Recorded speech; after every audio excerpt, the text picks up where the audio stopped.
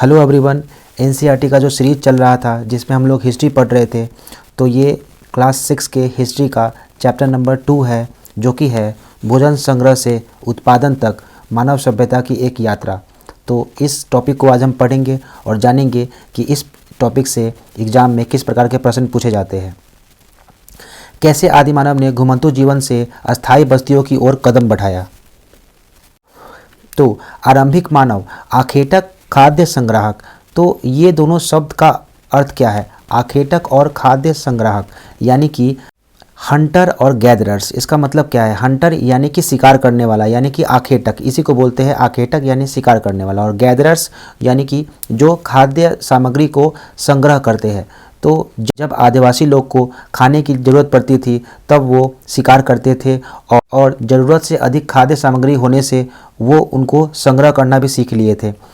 तो उस समय के लोगों को आखेटक और खाद्य संग्राहक कहा जाता था, क्योंकि वो शिकार करते थे और खाद्य सामग्री को संग्रह करते थे। यह नाम भोजन का इंतजाम करने के विधि के कारण इनको पड़ा था। वे जंगली जानवरों का शिकार या फिर आखेट करते थे। वे मछलियाँ, चिड़िया, फल फूल, दाने, पौधे, पत्तियाँ और अंडे इकट्ठा करके संग्रह करते थे। अब जो आदिवासी थे वो एक जगह पे नहीं रुकते थे, यानी कि वो हमेशा एक जगह से दूसरी जगह पे जाते थे। इसका कारण क्या था? तो इसके मुख्य 4 कारण थे।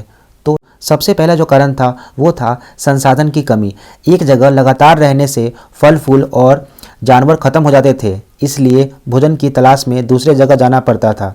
और अगर हम दूसरे की बात करें तो शिकार की गति। जानवर अपने चारे की तलाश में जगह बदलते थे, इसलिए शिकारी भी उनके पीछे पीछे जाया करते थे। अगर हम लोग इसका तीसरा कारण देखें तो ये है मौसमी फल। अलग अलग पेड़ पौधे में फल अलग अलग समय में आते थे, इसलिए लोग मौसम के अनुसार स्थान बदलते थे। और अगर फोर्थ कॉज देखें तो पानी की आवश्यकता। कई नदियाँ और झीलों का पानी गर्मी में सूख जाता था, जिससे पानी की खोज अनिवार्य हो जाती थी, इसलिए वो पानी की तलाश में भी एक जगह से दूसरी जगह जाते थे। तो अब देखते हैं अतीत के प्रमाण के बारे में कि पुराने समय में हमें क्या साक्ष्य मिले हैं जिसके अनुसार हम ये बता सकते हैं कि कितने प्रकार के पत्थर थे, लकड़ी थी, हड्डियाँ थी। तो पुरातत्वविद यानी कि आर्कियोलॉजिस्ट को मिली वस्तुओं के आधार पे हमें यह जानकारी मिलती है कि पत्थरों के औजार सबसे महत्वपूर्ण थे, क्योंकि वे समय के साथ नष्ट नहीं हुए थे। औजारों का उपयोग क्या था?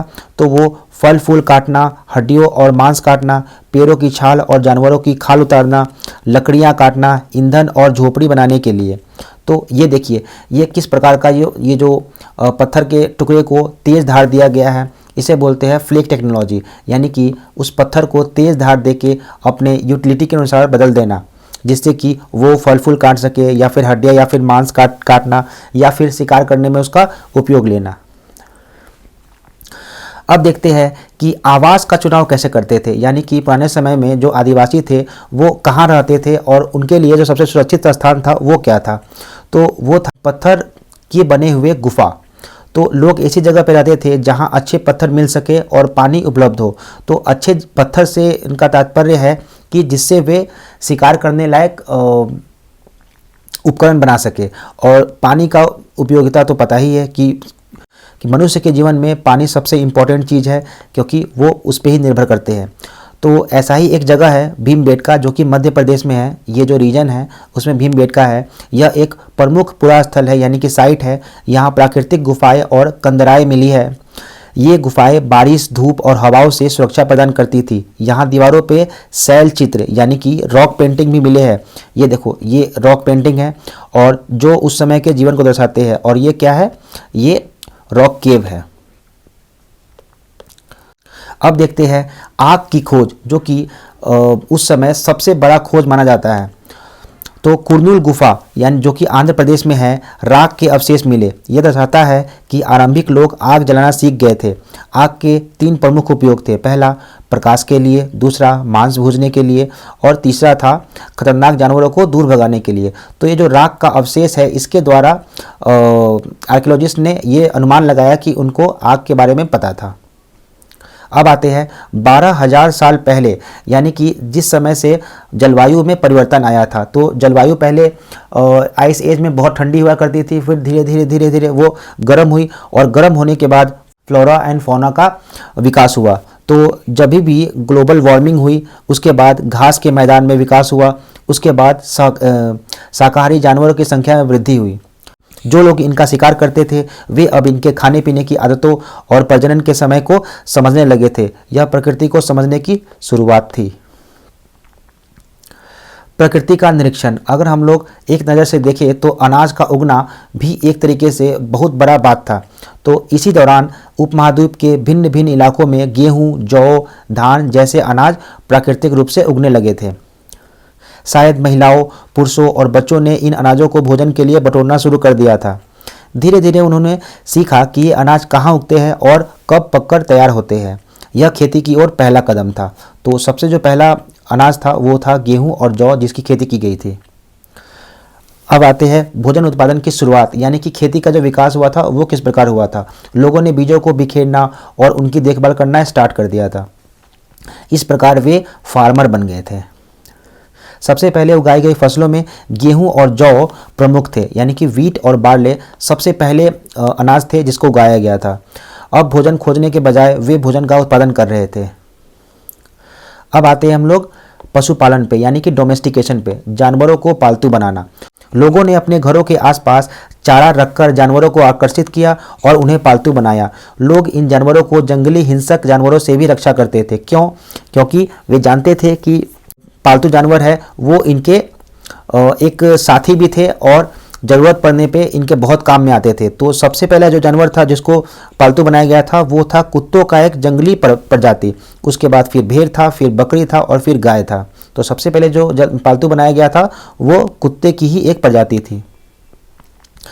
अब आते हैं हम लोग डोमेस्टिकेशन पे, यानी कि बसने की प्रक्रिया। तो बसने की प्रक्रिया से क्या तात्पर्य है? लोगों द्वारा पौधे उगाने और जानवरों की देखभाल करने को बसने की प्रक्रिया कहा जाता है। यह प्रक्रिया लगभग 12,000 साल पहले शुरू हुई थी। तो एक तो हो जाएगा जंगली पशु और एक हो जाएगा पालतू पशु। तो लोगों ने केवल बीमार रहित बड़े दाने वाले पौधे और अहिंसक जानवरों का ही चयन किया, क्योंकि ये उनके लिए ज़्यादा लाभदायक थे। ये हिंसक जो जानवर थे वो इनको नुकसान पहुंचा सकते थे, इसलिए इन्होंने अहिंसक जानवर जो कि पालतू बनने योग्य थे उन्हें बनाया। अब आते हैं एक नवीन जीवन शैली और भंडारण। जब भी लोग खेती करेंगे तो उनके पास अनाज होगा और अनाज जब भी पर्याप्त मात्रा में होगा तो फिर उनका वो भंडारण करेंगे। तो किसी पौधे के बीज को बोने से लेकर फसल पकने तक वक्त लगता है, दिनों से लेकर सालों तक। इसलिए देखभाल के लिए लोगों को एक ही जगह पर लंबे समय तक रहना पड़ता था। भंडारण की समस्या, अनाज को भोजन और बीज दोनों के लिए बचाकर रखना बहुत ज़रूरी था। इसीलिए उस समय मिट्टी के बर्तन और टोकरियाँ भी बनाई गई थी जिससे कि अनाज को सुरक्षित रखा जा सके, ताकि वो खराब ना हो। अब आते हैं आवास का विकास, और इसमें हम लोग केस स्टडी देखेंगे बुर्जाहोम का, जो कि कश्मीर की एक जगह है।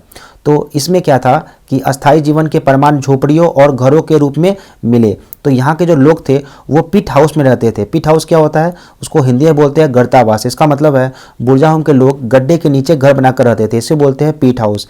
यानी कि वो गड्ढे बनाते थे और उनके बाद नीचे में सीढ़ी लगाते थे और फिर नीचे रहते थे, ताकि ठंड के मौसम में वो बच सके।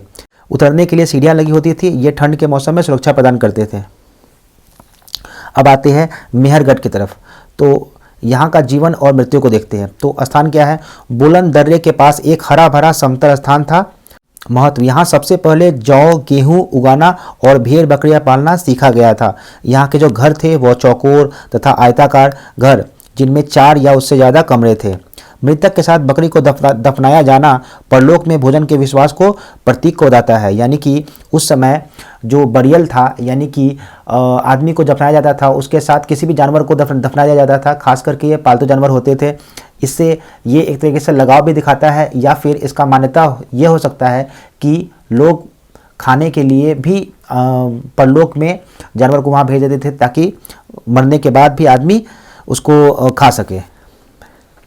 यात्रा का सारांश, यानी कि जो टॉपिक पढ़े है इसका सारांश क्या होगा? तो घुमंतु से अस्थायी जीवन तक का सफ़र। मानव इतिहास की यह यात्रा केवल भोजन बदलने की नहीं है, बल्कि जीवन जीने के तरीके को बदलने की है। तो इसमें क्या क्या हमने, तो प्रकृति पर निर्भरता, आखेटक और संग्राहक, प्रकृति का निरीक्षण और जलवायु परिवर्तन, यानी 12,000 साल पहले जो ग्लोबल वार्मिंग हुआ था, यानी कि जो पृथ्वी थी जो रहने लायक हो गई थी, फ्लोरा फौना का विकास हुआ था। और थर्ड जो है हमारा प्रकृति का प्रबंधन, यानी कि खेती और पशुपालन, और इसके साथ ही हमारा सभ्यता का नींव पड़ी थी। Thank you.